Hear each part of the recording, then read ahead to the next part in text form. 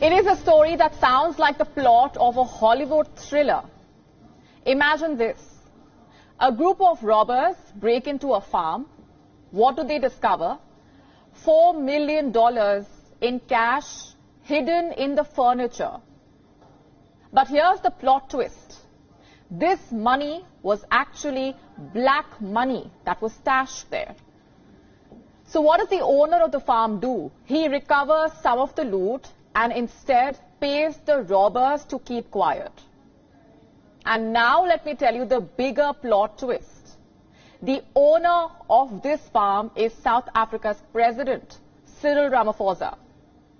So this is how it all played out. Take a look at the video on your screen. The video was released by the Economic Freedom Fighters. This is an opposition party in South Africa. They alleged that this is the CCTV footage of the robbery. Criminals broke into Ramaphosa's Phala Phala wildlife farm. They discovered large sums of money. The money was hidden in various pieces of furniture. The president is said to have been abroad at the time. After returning, he asked his head of security to probe the robbery. They recovered some of the stolen loot. All of them were then paid nearly $10,000 to stay silent. Things escalated on the 1st of June. Arthur Fraser is the former head of the South African State Security Agency. This is the country's spy agency. So he walked into a police station in Johannesburg, filing a criminal complaint against the president, Cyril Ramaphosa. What was the complaint about? Fraser accused Ramaphosa of kidnapping, bribery, and money laundering. He also accused him of concealing a crime at his farm. Soon after, the president came out with a statement. He said the funds were stolen, but added that this was private money. Ramaphosa insisted that his hands are clean, calling the money proceeds from animal sales in his farm. He also suspended the country's top anti-corruption official. It also requires great courage from all of us. In recent days, we have seen those who stand to lose the most from the fight against corruption resorting to dirty tricks and intimidation in a bid to get us back down. But we will not be deterred by threats of any kind whatsoever.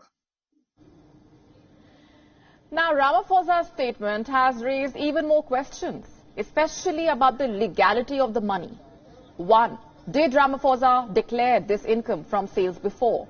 And two, was there a cover-up indeed? Either way, the allegations are embarrassing for the president. The scandal may affect Ramaphosa's chances of being re-elected as the ANC chairperson in December. For now, he has his party's support, but the opposition is asking him to step aside. Ramaphosa had vowed to stamp out corruption when he came to office, so to be involved in a corruption scandal himself is embarrassing to say the least. But the scandal could be more politically damaging for his party, ANC, than for the leader. During Ramaphosa's presidency, ANC has seen its popularity slide. The party recorded its worst poll result ever in local elections in 2021. The ANC is also grappling with two other high-level corruption cases. The Gupta brothers have been arrested in the UAE.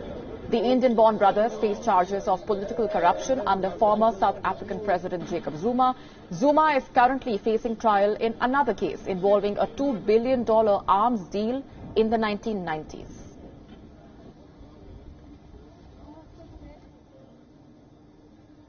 And with us on the broadcast is Johannes Meiberg. He is a journalist with us from Cape Town. Thanks very much for being here with us. Like I said, this sounds like a movie plot. Unfortunately, the protagonist is the president of a country. If you can just piece together what happens from here onwards. We understand an investigation is pending, but how fair can that probe be, given that Cyril Ramaphosa continues to remain president, and should he not be stepping aside for that probe to continue? Yes, your introduction was very accurate, where you called this a very bizarre case. I think many of us are still trying to come to terms to understand what exactly is going on. This came from out of nowhere. The news broke on Sunday of this alleged break-in, which happened 2 years ago already. As you said, the background is we're looking at the most advanced economy in Africa, beleaguered with corruption, and a president coming to power saying that he will address this, particularly the alleged corruption under his predecessor, who is from the same party. And now he is involved in this really, really strange case that might bring him down. Probably won't bring down the party in the next elections, but it certainly may trigger the downfall of the president. And what then becomes of the image of the country, what happens becomes of the fight against corruption. What needs to happen next now is our prosecuting authority is investigating these allegations to see how, is there a case for money laundering? Why did he have millions of dollars at his house that were undeclared? This robbery happened while he was a member of cabinet. He was the deputy president at the time. Wasn't allowed to be having other incomes at the time other than his work for the government. Now, he is one of the richest men in the country, and he did make his millions in business. So there's a lot of questions that need to be answered.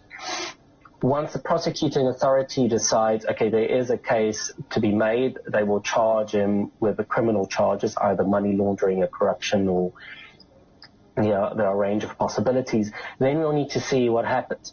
The ruling party, the ANC, has recently decided that anyone of the party who is charged with a criminal offense should step down. So does this apply to Mr. Ramaphosa? We'll have to see. Also, no one really expected this to happen. It came rather from out of the blue. Right. If you can also briefly summarize for us what Cyril Ramaphosa's defense has been. Now, he claims, when questioned about the legality of this money, that these are proceeds from animal sales, from sales from that farm. But this money was found, we understand from the reports, hidden inside furniture items. So why do that? And also, he has, we understand, sacked his country's top anti-corruption official. Yes, you see different, let's say, political games and narrative streams overlap here now, and in a while we'll probably speak about what happened in Parliament as well, the upheavals there. Firstly, the sale of the animals. So this is luxury game. This is one of his streams of income formally. So this, here we're talking of wild animals. So it might be rhinoceros, it might be giraffe. He is quite well known for his trade in sort of South African buffalo. Didn't give much details over where this comes from. A lot of these animals, yes, may be worth, let's say $1 million or a few hundred thousands of dollars. But once again, you need a permit to trade in these.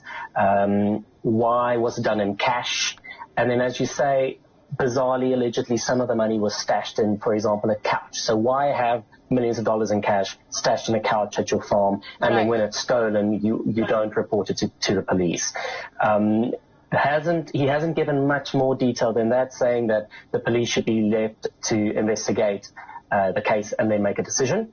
But that is also a standard answer for politicians in South Africa. They'll say, it's under investigation, I don't want to incriminate myself, we need to let the law take its course.